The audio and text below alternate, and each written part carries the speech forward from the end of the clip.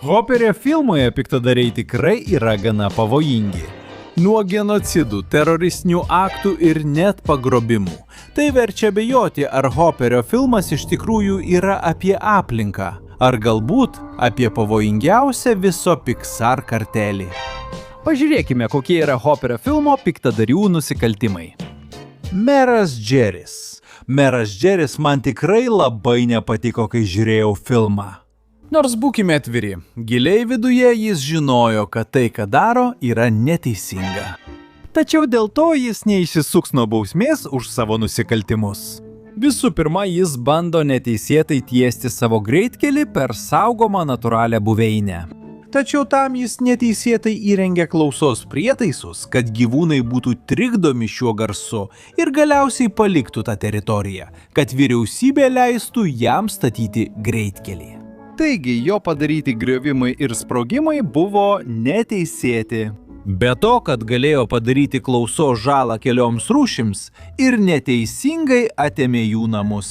Čia jis padarė aplinkosaugos sukčiavimą, nes manipuliavo ekosistema, kad atrodytų, jog nėra gyvūnų ir taip galėtų vykdyti savo statybas. Tai yra labai sunkus nusikaltimas, už kurį jam grėstų 5 metai kalėjimo ir $250 000 bauda. Be to, jis pažeidė saugomą buveinę, už ką jam grėstų dar 5 metai kalėjimo ir dar $250 000 bauda. Be to, nereikia pamiršti žalos, kurią jis padarė gyvūnijai. Laimėje ji nebuvo labai didelė, todėl jam grėstų tik 1 metai kalėjimo ir $10 000 bauda. Galiausiai jis piknaudžiavo savo valdžią, naudodamasi savo pareigomis manipuliavo vyriausybę ir galėjo vykdyti savo statybas, už ką jam grėstų 10 metų kalėjimo ir $50 000 bauda. Nuo tada meras tiesiog leido laiką namuose, didžiuodamasis savimi, matydamas, kaip jį garbina. O kitas jo nusikaltimas įvyko, kai jį pagrobė pati Mabel. Beje, jei nematei vaizdo įrašo apie nusikaltimus, kuriuos padarė Mabel, palieku jį čia, šioje kortelėje, kad galėtum pažiūrėti, kaip baigsi žiūrėti šį vaizdo įrašą. Kadangi jį persekiojo gyvūnų taryba, jis pradėjo vairuoti kaip visiškas beprotis, kad išgelbėtų savo gyvybę. Bet net ir pabaigoje jis manė, kad tai tik sapnas. Taigi jis tiesiog nusprendė nebesilaikyti vairo ir leisti savo automobiliui išskristi, rizikuodamas gyvūnų, kuriuos vežė kartu su savimi, gyvybėmis. Prie to dar prisideda neatsargaus vairavimo nusikaltimas, už kurį jam grėstų 6 mėnesiai kalėjimo ir $500 bauda. Aplaidaus vairavimo nusikaltimas, kai paleido vairą ir pasakė, kad tai buvo tik sapnas, už kurį jam skirs 3 mėnesius kalėjimo ir dar $500 bauda. Ir galiausiai kitų gyvybės pavojus, už kurį jam grėstų 1 metai kalėjimo ir $1000 bauda. Nes laimiai toje magistralėje beveik nieko nebuvo. Taigi, mero Džerio nusikaltimai yra šie: aplinkosaugos sukčiavimas, saugomo buveinių naikinimas, laukinės gyvūnijos žalojimas, viešosios valdžios piknaudžiavimas, neatsargus vairavimas, aplaidus vairavimas ir kitų gyvybės pavojus. Jo bendra bausmė būtų 22 metai ir 9 mėnesiai. $561 000 bauda. Be to jis taip pat gautų nuobaudą, nedelsiant būtų pašalintas iš mero pareigų. Teisė eiti viešasias pareigas būtų atimta, taip pat būtų įpareigota sumokėti už sunaikintos natūralios buveinės atkūrimą. Ir labai tikėtinas teismo sprendimas visam laikui nutraukti jo greitkelio statybą. Gyvūnų taryba. Pats Ray George'as mus perspėjo, kad gyvūnų taryba turi ir tamsiąją pusę. Tačiau nesitikėjome, kad jie visi taps teroristais. Kai Mabel paskambina gyvūnų tarybai prašydama pagalbos dėl mero, viskas išeina iš kontrolės. Ir jie supranta, kadangi meras grasina kiekvieno jų buveiniai, geriausia, ką jie gali padaryti, yra jį nužudyti. Jie taip tiesiai pereina prie sąmokslo prieš merą, už ką kiekvienam nariui grėstų $10 000 bauda. Iš viso $50 000. Prisiminkime, kad jis buvo paukščių, varliagyvių, roplių, žuvų ir vabzdžių karalius. Be to kiekvienam iš jų grėstų ir įkalinimas iki gyvos galvos. Po to, kai Mabel atsisakė nužudyti merą, taryba bandė ją sugauti naudodama smurtą, įskaitant ir George'ą, dėl ko kilo labai pavojingas persekiojimas, per kurį net buvo sunaikintas mokslininkų robotinis triušis ir robotinis paukštis. todėl buvo bandymas pagrobti, už kurį skirta 20 metų kalėjimo ir $10 000 bauda. Nusikalstami grasinimai, nes jiems buvo pasakyta, kad juos taip pat sutraiškis, už ką grėstų 5 metai kalėjimo ir $5 000 bauda. Ir galiausiai jie sunaikino mokslininkų robotus, už ką jiems grėstų maždaug $50 000 bauda už padarytą žalą. Nuo to momento viskas tampa daug pavojingiau, nes per mero Džerio persekiojimą jie atliko įvairius manevrus, kad galėtų jį sustabdyti ir nužudyti. Netgi iki tokio lygio, kad jie metė ryklį į jo automobilį. Taip pat jie sukėlė mokslininko avariją, per kurią šie vos nežuvo.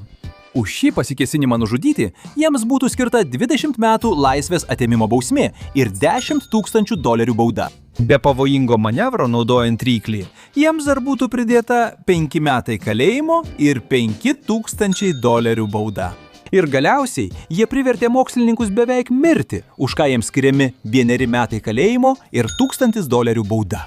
Nuo čia, po to, kai Mabel susidūrė kartu su meru, jie bando pabėgti, bet mokslininkai sugauna Mabel, o tada taryba sugauna ir pagrobia visus.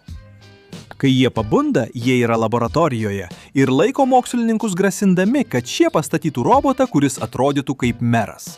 Ir čia prasideda jų planas panaudoti klausos prietaisų žmonėms, kad netgi būtų padaryta smegenų žala ir jie mirtų. Taigi dėl to pagrobimo, laisvės atėmimo, šantažo, nusikalstamų grasinimų, terorizmo, prievartos, sąmokslo ir pavojingo ginklo naudojimo. Jiems būtų skirta 63 metų laisvės atėmimo bausmė ir $305 000 bauda. Be to, 2 laisvės atėmimo iki gyvos galvos bausmės. Taigi, gyvūnų taryba kaltinama šiais nusikaltimais. Sąmokslu įvykdyti žmogžudystę, kuriame dalyvavo keli nariai, bandymu pagrobti, nusikalstamais grasinimais, technologinės nuosavybės sunaikinimu, kurį padarė 2 robotai, bandymu nužudyti, užpuolimu pavojingų daiktų, kitų gyvybės kėlimu į pavojų, kelių aukų pagrobimu, neteisėtų laisvės atėmimu. Nusikalstama prievarta, priverstinis darbas, vidaus terorizmas, sąmokslas įvykdyti masinę žmogžudystę, pavojingo ginklo panaudojimas masiniai mirčiai sukelti. Tai mums palieka bendrą nuosprendį. 109 metai kalėjimo, 3 įkalinimai iki gyvos galvos ir $436 000 baudų paskirstytų tarp tarybos narių.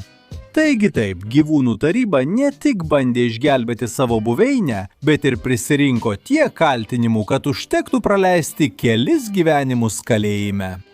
Karalius Titas.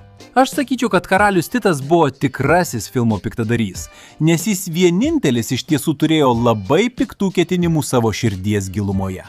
Nes iškart po to, kai Mabel nužudė savo mamą, jis labai apsidžiaugė, nes pasakė, kad laukė šios akimirkos, kad pagaliau galėtų valdyti taip, kaip reikia. Jis buvo tas, kuris dar labiau skatino planą sunaikinti žmonių smegenis. Ir tai jau priskiriama prie terorizmo, sąmokslo įvykdyti masinę žmogžudystę, kurstymo žudyti ir pavojingo ginklo naudojimo genocidui įvykdyti. Vien už tai jam grėsia 2 laisvės atėmimo iki gyvos galvos bausmės, 30 metų kalėjimo ir $280 000 bauda. O beje prisiminkime, kad būtent jis įlindo į mero roboto kūną, kad apgautų visus ir įviliotų juos į spąstus, kad galėtų jiems iškepti smegenis. Tai jau laikoma tapatybės vagyste, viešo apgaule ir ne tik roboto, bet ir mero nuosavybės vagyste, nes jis pavogė ir mero mobilųjį telefoną. Už tai jam grėstų dar 8 metai ir 6 mėnesiai kalėjimo, bei maždaug $50 000 bauda. Iš viso karalius Titusas kaltinamas šiais nusikaltimais: vidaus terorizmu, sąmokslu įvykdyti masinę žmogžudystę, kurstymu žudyti, pavojingo ginklo panaudojimu masiniai žūčiai sukelti, valstybės tarnautojo tapatybės vagyste, sukčiavimu ar viešu apgaule, asmeninio turto vagyste, eksperimentinės technologijos vagyste.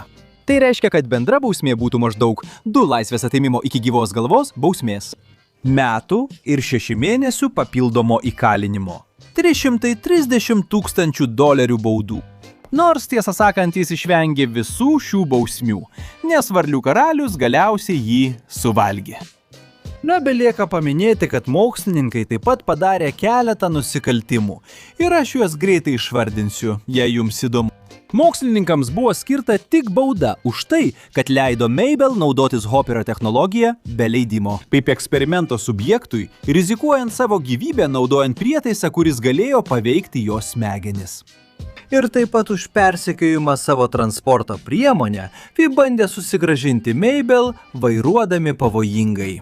Tai klasifikuojama kaip tyrimų protokolų pažeidimas, mokslinis aplaidumas, asmens saugumo kėlimas į pavojų ir neatsargus vairavimas. Už ką jiems būtų skirta 3 metai ir 6 mėnesiai kalėjimo, $21 000 baudų. Ir kad būtų nutrauktas Hoppers projektas, konfiskuota visa sukurta technologija.